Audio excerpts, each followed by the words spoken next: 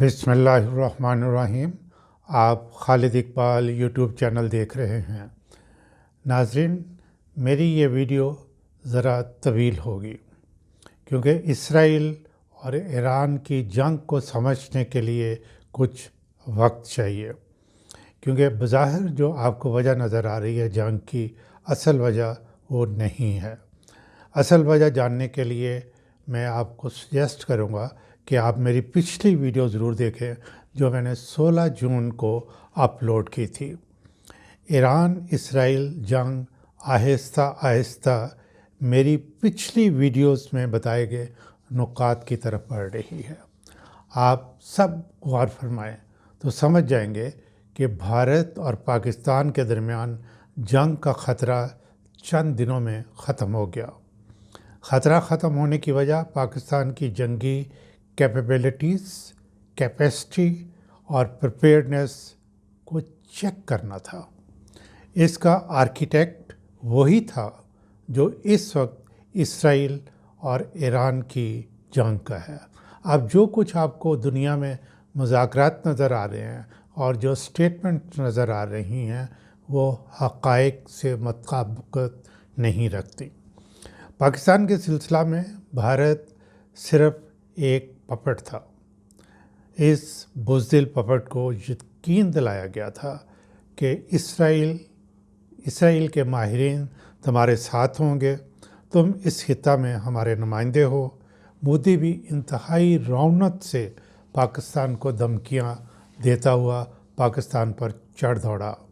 پہلگام میں سیاحوں کی ہلاکت کا الزام پاکستان پر لگا کر جنگ کا بہانہ بنایا، جو کہ اتنی بڑی جنگ کے لیے بہت ہی کمزور بہانہ تھا۔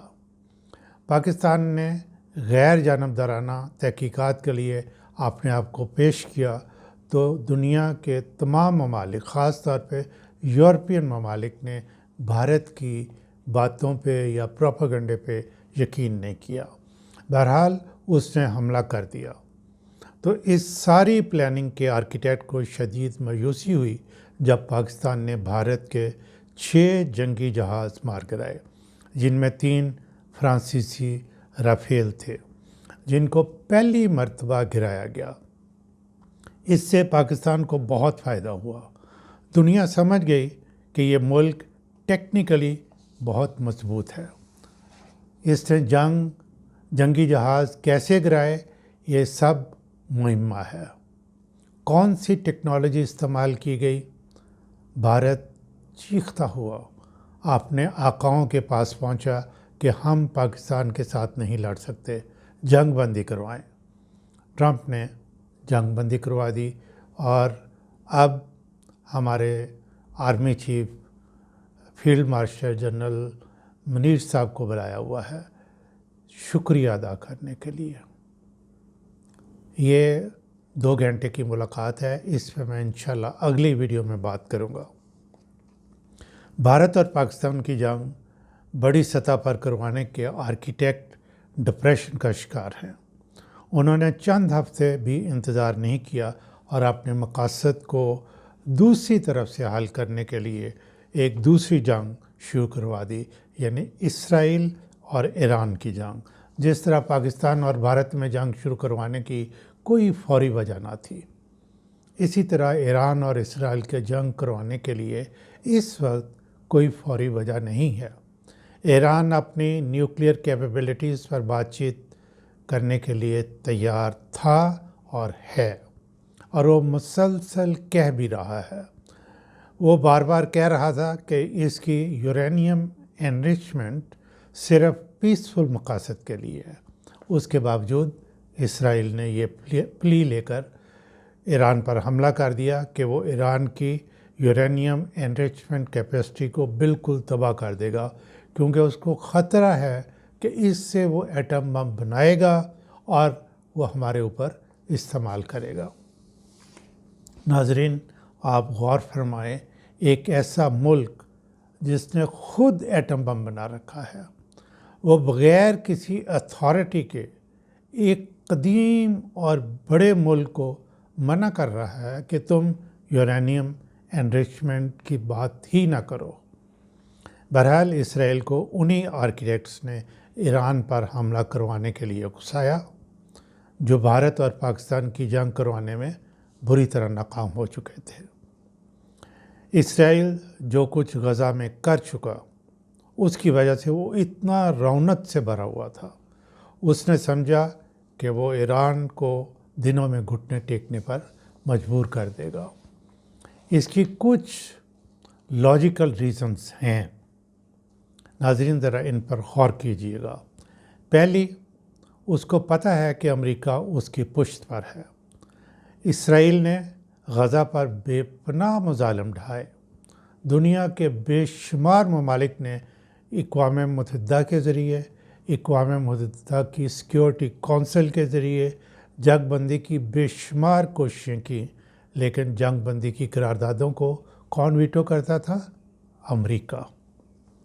इसराइल ने उस वक्त गज़ा में बूढ़ों, बच्चों को बेदर्दी से कत्ल किया। हालांकि इतने छोटे बच्चों को, 3, 4, 5 साल के बच्चों को उसने ज़बह करके रख दिया।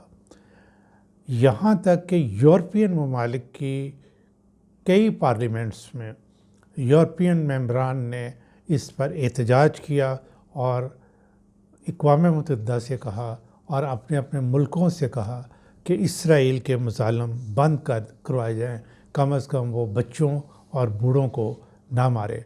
लेकिन इसराइल के कान पर जूं तक नहीं रेंगी। इसराइल ने गज़ा के अस्पतालों को बमबारी से तबाह कर दिया। हस्पतालों को जाने वाली सड़कों को बमबारी से तहस नहस करके रख दिया। WHO, वर्ल्ड हेल्थ ऑर्गेनाइजेशन में बहुत अपीलें की कि कम से कम ऑपरेशन थिएटर्स पर आप बमबारी ना करें, और जो मेडिकल स्टाफ है उसको अगवा करके उसको मेडिकल फैसिलिटी देने से मत रोकें।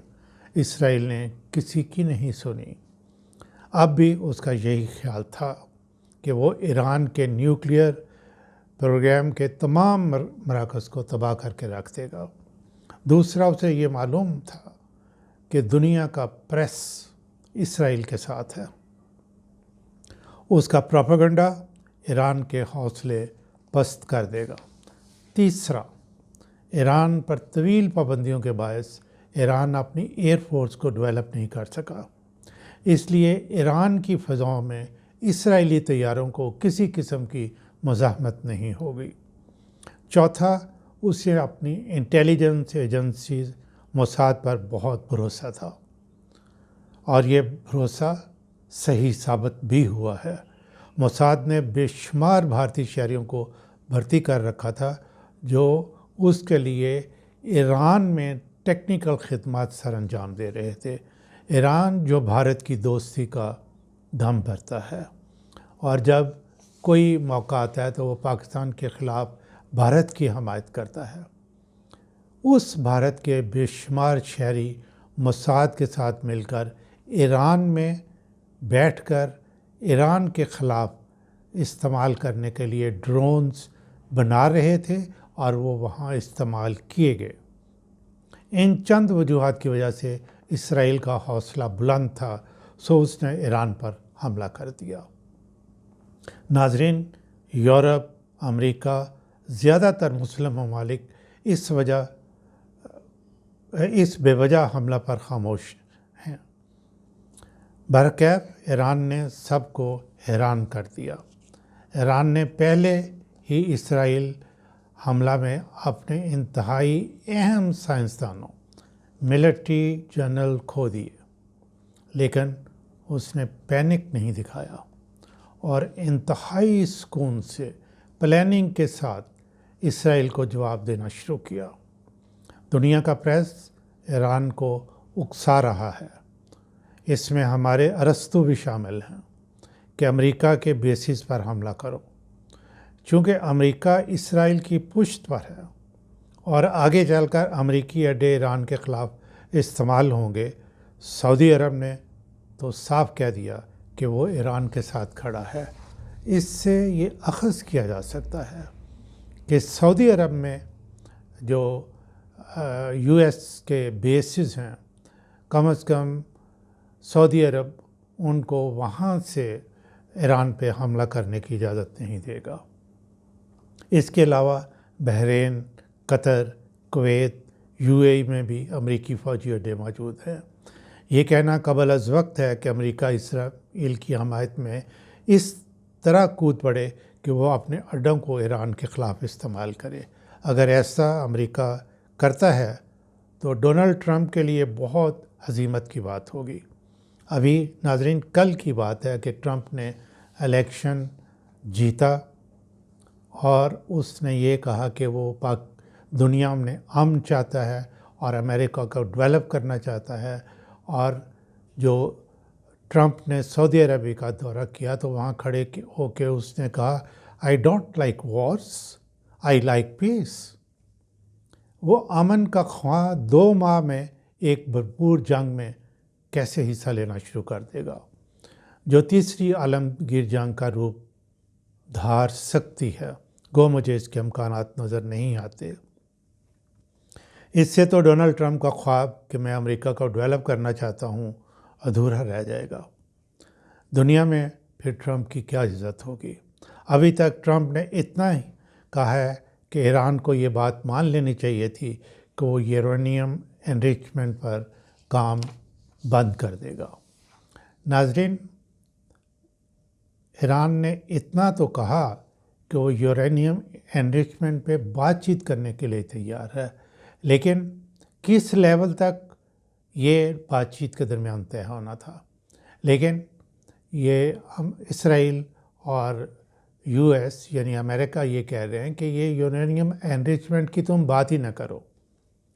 ناظرین، آپ نے یہ خبر سن لی ہوگی کہ کینیڈا میں G7 ممالک کی سمٹ ہو رہی تھی۔ تمام ممالک نے اسرائیل کے ایران پہ حملہ کو ڈیورنگ ڈسکشن کنڈیم بھی کیا اور کہا کہ یہ ٹھیک نہیں ہوا، لیکن بعد میں جو اعلامیہ جاری کیا اس میں اسرائیل کی حمایت کر دی۔ امریکہ اس میں کچھ نہیں بولا۔ ناظرین، یہ ممالک جو G7 ممالک ہیں یہ بہت اہم ممالک ہیں، جن میں کہ Canada, France, Germany, Italy, Japan, UK اور خود امریکہ شامل ہے۔ اور ٹرمپ جو ہے اس G7 ممالک کی جو سمٹ تھی اس کو ادھورا چھوڑ کے اپنے ملک واپس پہنچا۔ ایران نے ابھی تک اپنے بڑے لانگ رینج میزائل سے وہ باہر نہیں نکالے۔ ایران کے پاس ایسے بھی میزائل ہیں جن کی رینج 2000 کلومیٹر سے بھی زیادہ ہے اور وہ ہر قسم کے ہتھیار کیری کر سکتا ہے۔ کچھ تجزیہ کار یہ کہہ رہے ہیں کہ ایران کے پاس 2500 کے قریب میزائل ہوں گے۔ میری اسیسمنٹ یہ ہے کہ جس ملک کو اپنے دفاع کے لیے صرف میزائل درکار ہیں، جس کے پاس پرانے جہاز ہیں اور وہ بھی مختلف ملکوں کے بنے ہوئے، جو پابندیوں کی وجہ سے ان کو مینٹیننس کے لیے پرزے بھی نہیں دیتے، وہ دن رات میزائل نہیں بنا رہا ہوگا۔ اور کیا 30-40 سالوں نے اس نے صرف 2500-3000 ہزار میزائل بنائے ہوں گے؟ یقیناً ایران کے پاس بڑی تعداد میں میزائل ہیں جنہیں وہ موقع کے حساب سے استعمال کرے گا، جو یقیناً اس نے سارے ایران میں محفوظ کر رکھے ہیں۔ یعنی یہ میزائل کسی ایک جگہ پہ نہیں پڑے ہوں گے، یہ پورے ایران کے اندر پھیلے ہوں گے۔ اسرائیل کی طرف سے ایرانیوں کو کہا جا رہا ہے کہ وہ تہران خالی کر دیں، کیونکہ وہ تہران میں کارپیٹ بمبنگ کرنے والے ہیں۔ یہ کوشش بھی ناکام ہوگی۔ ظاہر ہے ایران نے یورینیم انریچمنٹ پلانٹ کسی ایک جگہ ایک شہر میں تو نہیں رکھا ہوا۔ بہرحال اسرائیل اگر ایسا کرتا ہے تو یہ وہ موقع ہوگا کہ اسرائیل پر ایران کے لانگ رینج میزائل داغے جائیں۔ اسرائیل کے ارد گرد جہاں ایران نے انتظامات کر رکھے ہیں، میں ان ملکوں کا اب نام نہیں لیتا، وہاں سے شارٹ رینج میزائلوں کی بارش شروع ہو گی اور پھر ایران سے لانگ رینج میزائلوں کی بارش شروع ہوگی اور اسرائیل کو ایک طویل عرصہ تک خاموش کر دیا جائے گا۔ اس سیکشن کے بعد بہت زیادہ تعداد میں اسرائیل کے باشندے اسرائیل سے نکل جائیں گے اور ان ممالک میں چلے جائیں گے جہاں کی وہ ڈیول نیشنلٹی رکھتے ہیں۔ کیا امریکہ اس جنگ میں باقاعدہ شامل ہوگا؟ یہ ایک امپورٹنٹ کویسچن ہے۔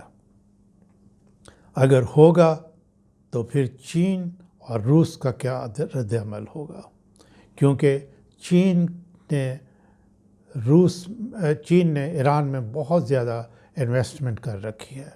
ٹرمپ نے چند ہفتہ پہلے مڈل ایسٹ کا دورہ کر کے جو کئی ٹریلین ڈالرز کی سرمایہ کاری حاصل کی ہے، اس جنگ کے اس پر کیا اثرات ہوں گے؟ وہ سارے ڈالرز رک جائیں گے۔ امریکہ اسرائیل کی خاطر اپنی کئی ٹریلین ڈالرز کی سرمایہ کاری کو ہولڈ پہ نہیں لانا چاہے گا۔ اس لیے ایک میٹنگ کرنے کے باوجود جو کہ ٹرمپ نے اپنی سیکیورٹی کونسل سے میٹنگ کی ہے، کسی قسم کا کوئی اعلامیہ جاری نہیں کیا گیا۔ میں اگلی ویڈیو میں انشاءاللہ اس پہ آپ کے ساتھ بات کروں گا۔ اس ویڈیو کا آخری نقطہ، یہ ایران کے علاوہ کوئی اور نہیں جانتا کہ وہ یورینیم انریچمنٹ کی کس سٹیج پر ہے۔ باقی باہر بیٹھے لوگوں کے کیافے ہیں یا سٹیٹمنٹ سے ان کی ایویلویشن ہے یا اسیسمنٹ ہے۔ اگر وہ ایٹم بم بنا کر دھماکہ کرنے کی سٹیج پر ہے تو اس کے لیے یہ سنہری موقع ہے۔ بغیر وقت ضائع کیے کسی بھی سائز کا دھماکہ کر کے ایٹمی قوت بننے کی وہ اعلان کر سکتا ہے۔ اس سے بھی زیادہ اہم ہے کہ وہ اپنے دوستوں اور دشمنوں کو پہچانے۔ میں ایران کی بات کر رہا ہوں کہ وہ اپنے دوستوں اور دشمنوں کو پہچانے۔ ابھی تو اس نے 40 یا 50 بھارتی پکڑے ہیں جو اس کے ملک میں بیٹھ کر اسے تباہ کرنے کے لیے دن رات اسرائیل کے لیے کام کر رہے تھے۔ بھارت کبھی بھی ایران کا دوست نہیں ہو سکتا، وہ اسرائیل کا دوست ہے۔ ابھی ایران نے پاکستان سے کہا کہ حج ختم ہو گیا ہے، یعنی یہ اختتام ہو گیا ہے، تو ہمارے حاجیوں کو سعودی عرب سے لا کر اپنے پاس رکھ لیں۔ ہمارے وزیر خارجہ نے فوراً حامی بھر لی۔ جو ہی سعودی عرب کو پتہ چلا، اس نے کہا نہیں، تمام ایرانی ہمارے مہمان ہیں اور وہ سعودی عرب میں رہیں گے۔ اب آپ دیکھیں کہ ماضی میں دیکھیں، تاریخ دیکھیں، سعودی عرب اور ایران کے تعلقات کبھی بھی اچھے نہیں رہے، لیکن اس موقع پہ سعودی عرب نے کہا نہیں، یہ تمام حاجی ہم رکھیں گے۔ ایران کے لیے یہ سیکھنے کی باتیں ہیں۔ ماضی کو بھلا کر آگے دیکھیں، دشمنوں کو پہچانیں اور دوستوں کی قدر کریں۔ ایک اور بہت ڈیولپمنٹ ہے، چین کے جو پریزیڈنٹ ہے اس نے کہا ہے کہ دنیا امریکہ کے بغیر آگے بڑھ سکتی ہے۔